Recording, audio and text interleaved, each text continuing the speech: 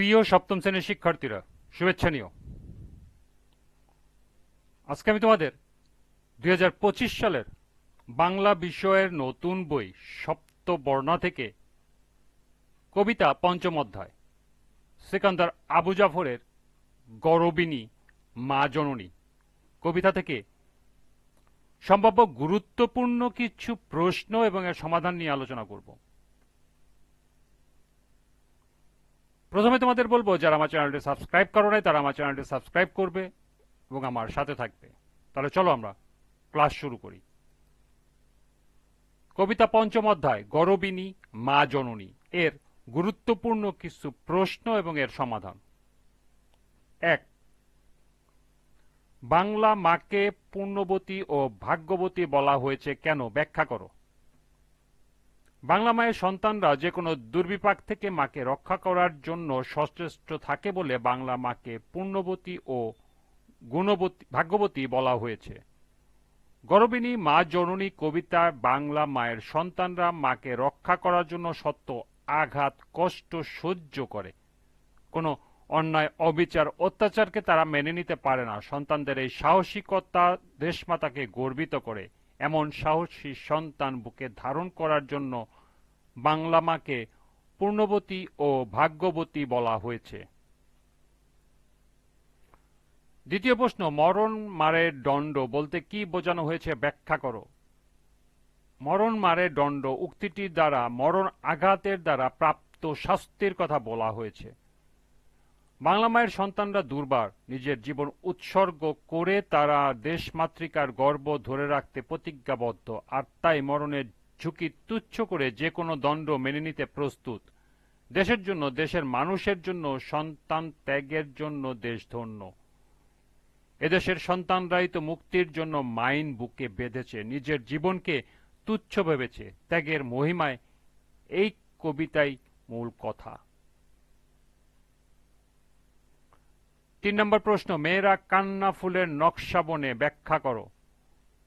মেয়েরা কান্না ফুলের নকশা বনে কথাটি দিয়ে বাংলা মায়ের বীর কন্যাদের ত্যাগের বর্ণনা দেওয়া হয়েছে। বাংলা মা অনেক ত্যাগের বিনিময়ে স্বাধীন।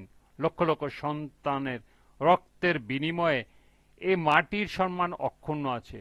এ মাটির সন্তান মেয়েরাও পিছিয়ে নেই। নিজের সংগ্রামের বিনিময়ে তারা দেশের সম্মান বাঁচিয়েছে। নিজেদের সম্মান হারানোর শোক তারা প্রকাশ করেছে প্রতিদিনের কাজের মধ্য দিয়ে।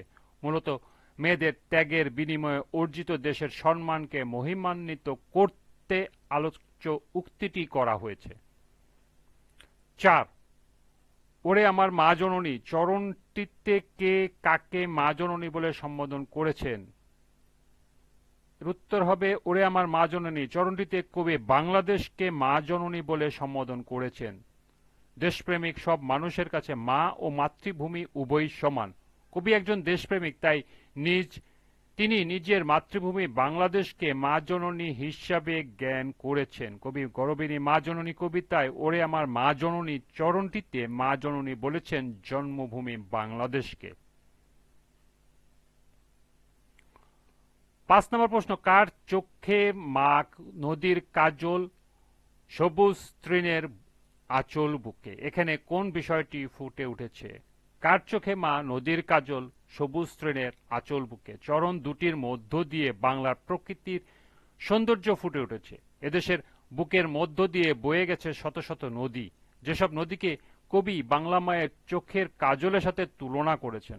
এদেশের ধান ক্ষেত যখন সবুজ ফসলে ভরে ওঠে মনে হয় যেন বাংলা মা সবুজ শাড়ি পরে আছে। সবুজ তৃণলতা বাংলা মায়ের বুকে আঁচলের মতো মিশে থাকে। কবি প্রশ্নোক্ত চরণ দুটির মধ্য দিয়ে বাংলার প্রকৃতি ও প্রাকৃতিক সৌন্দর্যের কথা বলেছেন। 6. দুঃখের ধূপে সুখ পুরানো বলতে কি বোঝানো হয়েছে? দুঃখের ধূপে সুখ পুরানো বলতে দেশের জন্য বিসর্জন, নিজেকে বিসর্জন দেওয়ার কথা বোঝানো হয়েছে। গরবিনী মা জননী কবিতায় আমরা দেখি কবি দেশকে মা হিসাবে আখ্যায়িত করেছেন। দেশের প্রতি অসম্ভব ভালোবাসায় আসক্ত কবি দেশ মায়ের জন্য সন্তানদের ত্যাগের বর্ণনা দিয়েছেন। তাই আমরা দেখি দেশ মাতাকে বাঁচাতে বুলেট বুকে ধারণ করতে পিছপা হয় না বাংলার বীর সন্তানেরা। আবার দেশের জন্য ফাঁসির দড়ি গলায় পড়তেও তারা কুণ্ঠিত নয়। 7 নম্বর প্রশ্ন, ভয়ঙ্করের দুর্বিপাকে চরণটি দ্বারা কি বোঝাতে চেয়েছেন? ভয়ঙ্করের দুর্বিপাকে চরণটি দ্বারা কবি ভয়াবহ ও রক্তক্ষয়ী যুদ্ধকে বুঝিয়েছেন। বাংলার মুক্তিকামী মানুষ দেশকে দুঃশাসনের হাত থেকে রক্ষার জন্য যুদ্ধ সংগ্রামে লিপ্ত হয়েছিল। ভয়াবহ সেই রক্তক্ষয়ী যুদ্ধে তারা ছিল নির্ভয়। দেশমাতৃকার জন্য তারা সুখ শান্তি পরিহার করে যুদ্ধে অংশগ্রহণ করে এবং দেশের জন্য আত্মত্যাগ করতেও দ্বিধাবোধ করে না। 8 নম্বর প্রশ্ন, ছেলের বুকের খুন ছপানো কোন জননীর আঁচল কোণে? ব্যাখ্যা করো। ছেলের বুকের খুন ছপানো কোন জননীর আঁচল কোণে বলতে কবি বাংলা মায়ের আঁচল তার বীর সন্তানের রক্তে রাঙানো একথা বুঝিয়েছেন। যুগ যুগ ধরে বাংলা মাকে রক্ষা করতে গিয়ে মায়ের বীর সন্তানরা জীবন দিয়েছে। সেই রক্তে রঞ্জিত হয়েছে বাংলার মাটি। কবি বাংলার মাটিকেই মায়ের আঁচল কল্পনা করেছেন, তাই বলেছেন বাংলা মায়ের শাড়ির আঁচল তার সন্তানের রক্তে রাঙানো। 9 নম্বর প্রশ্ন, গরবিনী মা জননী কবিতায় ভাগ্যবতী কে?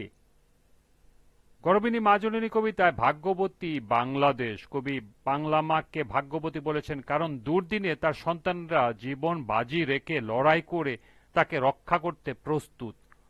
বাংলা মাকে রক্ষা করতে বাংলার মায়ের সন্তান শত্রুদের উপর ঝাঁপিয়ে পড়ে বিনা দ্বিধায়, আর এ কারণেই কবি বাংলা মাকে ভাগ্যবতী বলেছেন। সর্বশেষ প্রশ্ন, গরবিনী মা জননী কবিতার সারাংশ লিখো। শ্রমজীবী কৃষিজীবী থেকে শুরু করে সব পেশাজীবী সন্তান এই মায়ের কোল জুড়ে থাকে। এই মাকে রক্ষার জন্য এই সন্তানরা শত কষ্ট সহ্য করে, তবু কোনো অন্যায় অত্যাচার অবিচারকে তারা মেনে নিতে পারে না। মাকে বাঁচানোর জন্য প্রয়োজনে তারা বুকের তাজা রক্ত ঢেলে দিতেও দ্বিধা করে না। আবার এই মাকেই সন্তানেরা বিশেষ ভূমিকায় রাখতে হয়। সন্তানকে সাহস ও শক্তি যোগাতে হয়। দেশমাতৃকাকে সকল দুঃশাসন থেকে রক্ষার জন্য মায়ের সন্তানরা ঝাঁপিয়ে পড়ে। তারা যে কোনো দুঃসময়ে জেল জুলুম ফাঁসি দত্ত মাথায় নিয়ে নিজের সুখ শান্তি ও আলস্য পরিহার করে দেশের জন্য আত্মত্যাগ করতে দ্বিধা করে না। যুগের সব দাবি ও সময়ের দাবি রক্ষায় যে সন্তানরা সাহসের সাথে সংগ্রামের পথ বেছে নেয় তাদের জন্য বাংলাদেশ সত্যি গর্বিত। প্রকৃতপক্ষে এই বাংলার মাটি এই সাহসী ও সংগ্রামী জনতার ভিত্তিভূমি। এই ছিল গরবিনী মা জননী কবিতা থেকে সম্ভাব্য গুরুত্বপূর্ণ 10টি প্রশ্ন এবং এর সমাধান।